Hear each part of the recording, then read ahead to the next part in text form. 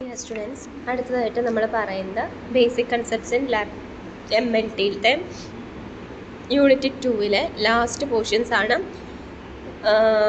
അതിൽ ഡോക്യുമെൻറ്റേഷൻ നമ്മൾ പറഞ്ഞു നിർത്തിയിട്ടുണ്ടായിരുന്നത് precaution and preservation of sample എന്ന് പറഞ്ഞിട്ടുള്ള ഭാഗമായിരുന്നു. അതിൽ സെക്യൂർ പാക്കേജിങ് വരെയാണ് കഴിഞ്ഞ ഓഡിയോയിൽ പറഞ്ഞത്. നെക്സ്റ്റ് പറയുന്നത് ഡോക്യുമെൻറ്റേഷനാണ് വരുന്നത്.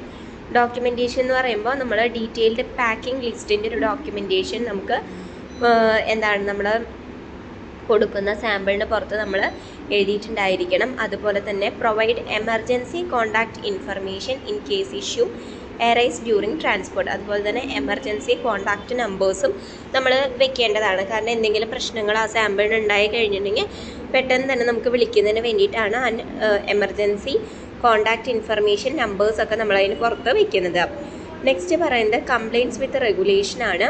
അതായത് നമുക്ക് എന്താണ് പലതരത്തിലുള്ള കംപ്ലയിൻറ്റ്സ് ഒക്കെ നമുക്ക് വരാറുണ്ട്. കാരണം പലതും എന്താണ് പലതരത്തിലുള്ള സാമ്പിളുകളാണ് നമ്മൾ കൊടുത്തുവിടുന്നത്. അപ്പോൾ അതുപോലെ തന്നെ എന്താണ് നമ്മൾ എന്തൊക്കെ കാര്യങ്ങളാണ് ട്രാൻസ്പോർട്ടേഷനിൽ ശ്രദ്ധിക്കേണ്ടത് എന്നുള്ള കാര്യങ്ങളൊക്കെ നമ്മൾ ഇത് നമ്മുടെ ഇന്ന് കളക്ട് ചെയ്യുന്ന ആളുകളോട് അല്ലെങ്കിൽ ട്രാൻസ്പോർട്ട് ചെയ്യുന്ന ആളുകളോട് നമ്മൾ പറഞ്ഞിട്ടുണ്ടായിരിക്കണം എന്തൊക്കെ ഗൈഡ് ലൈൻസ് നമ്മൾ ഇത്തരത്തിലുള്ള കാര്യങ്ങളിൽ ശ്രദ്ധിക്കണം എന്നുള്ളത്. നെക്സ്റ്റ് പറയുന്നത് യൂസ് ഓഫ് പ്രിസർവേറ്റീവ്. അതായത് നമുക്കിപ്പോൾ എത്ര സമയം കൊണ്ട് നമ്മുടെ ലാബിലേക്ക് എത്തുന്നു നമുക്ക് അറിയില്ല. അപ്പോൾ അതുകൊണ്ട് എന്താണ് നമുക്ക് ആവശ്യമെങ്കിൽ നമുക്ക് പ്രിസർവേറ്റീവ്സ് അതിൽ ചേർക്കാവുന്നതാണ്. പ്രിസർവേറ്റീവ്സ് എന്തിനു വേണ്ടിയിട്ടാണ് ചേർക്കുന്നത്? നമ്മുടെ സാമ്പിള് നാശമായി പോവാതിരിക്കുക, അതുപോലെ തന്നെ മൈക്രോബിയൽ കണ്ടാമിനേഷൻസ് ഒക്കെ ഉണ്ടാവാതിരിക്കുന്നതിന് വേണ്ടിയിട്ടാണ് പ്രിസർവേറ്റീവ്സ് ആഡ് ചെയ്യുന്നത്.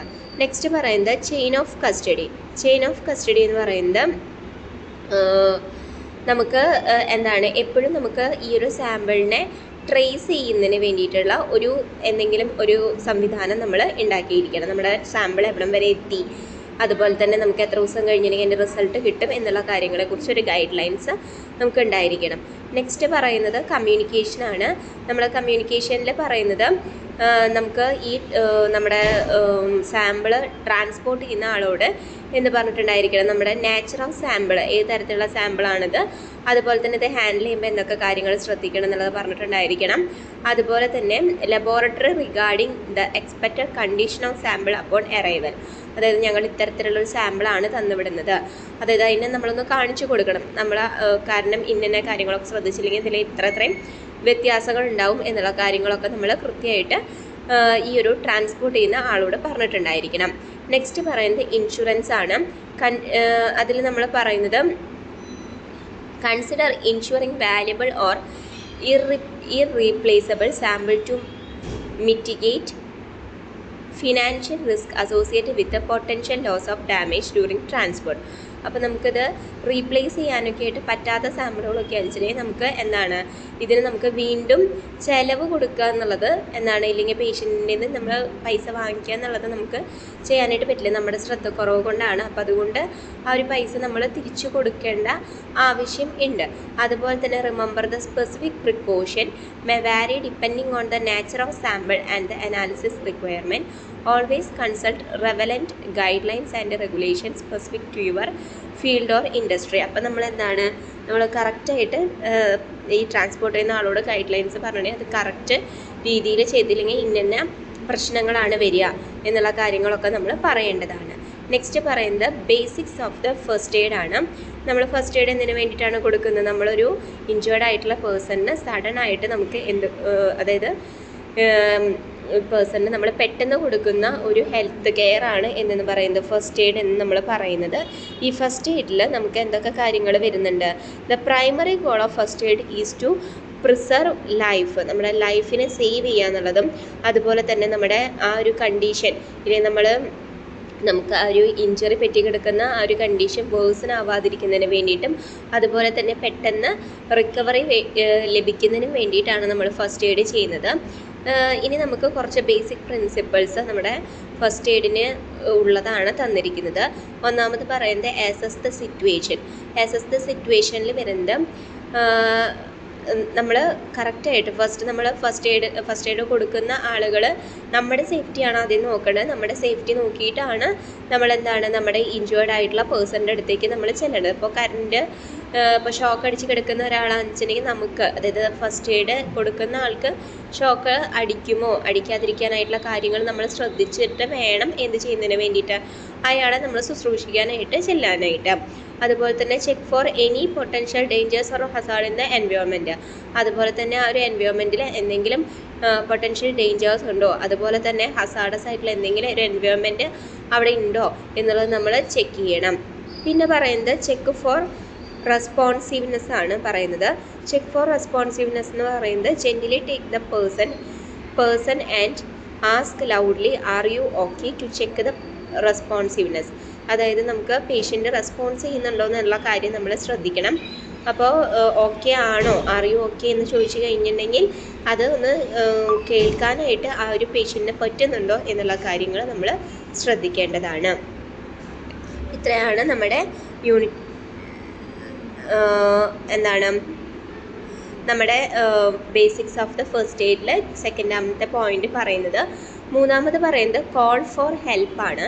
കോൾ ഫോർ ഹെൽപ്പ് എന്ന് പറയുന്നത് if the person is unresponsive or if there is a serious injury or medical emergency, call for professional medical assistance immediately. നമുക്കിപ്പോൾ പേഷ്യൻ്റ് കേൾക്കുന്നുണ്ട് പക്ഷേ റെസ്പോൺസ് ചെയ്യാൻ പറ്റാതിരിക്കുന്ന കണ്ടീഷനൊക്കെ ആണെന്നുണ്ടെങ്കിൽ, അല്ലെങ്കിൽ റെസ്പോൺസ് ഒന്നും നമുക്ക് കിട്ടിയിട്ടില്ലെങ്കിൽ നമ്മളെന്ത് ചെയ്യണം, പെട്ടെന്ന് തന്നെ നമുക്ക് എമർജൻസി സർവീസിലേക്ക് വിളിക്കേണ്ടതാണ്. ഓക്കെ,